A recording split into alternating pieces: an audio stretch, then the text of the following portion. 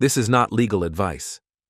This is for educational purposes only. Always do your own research before acting. All right, family, welcome back.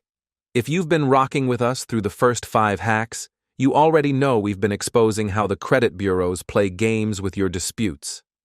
Today, I want to recap a few of the most powerful hacks we've already gone over, then break down one of the real reasons why your disputes are getting blocked.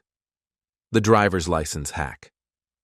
I'm also going to give you a backup method for dealing with charge-offs and collections if the 1099-C angle doesn't work out. Hack 1. Calling the fraud department directly instead of just sending in a dispute. Hack 2. Backdating disputes. But listen close. You only do this with regular mail. Why? Because if you send it certified, the postmark gives away the real date. With regular mail, they can't prove when it was sent, so if you date it 15 days earlier, they're forced to scramble and respond quicker. Hack 3. Requesting a 1099-C when a debt's been sold and using it to knock items off. Hack 4. Disputing inquiries directly over the phone. Hack 5. Leveraging shadow data and eOscar flaws to force a reinvestigation. Here's what most people don't realize. The signature on your driver's license is being used against you. When you send in a dispute, it doesn't go to some person digging through files. It gets run through a system called eOscar. That system doesn't really check if the debt is valid. What it does is verify you. And here's how. Your driver's license has your official signature stored. The bureaus and collectors can match that signature against any document they have with your name on it. Old medical bills, credit applications, cell phone contracts, whatever you signed. If the signature looks like a match, boom, they hit you with verified. That's why so many people feel stuck. It's not the debt that's being verified, it's your identity through that license signature.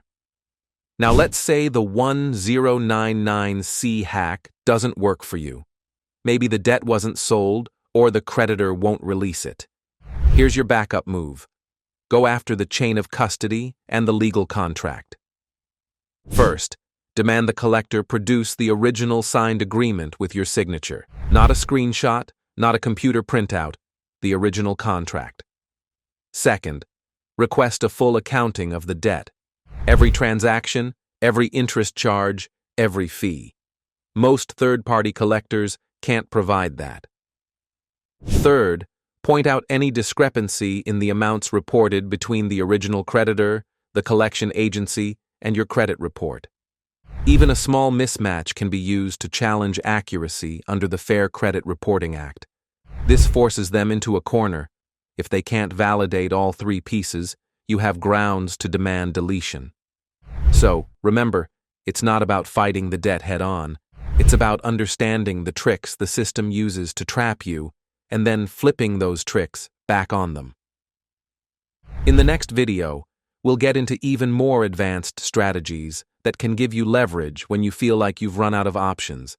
If you found this breakdown valuable, hit that like button, subscribe, and stay tuned, because we're exposing hacks most people never hear about.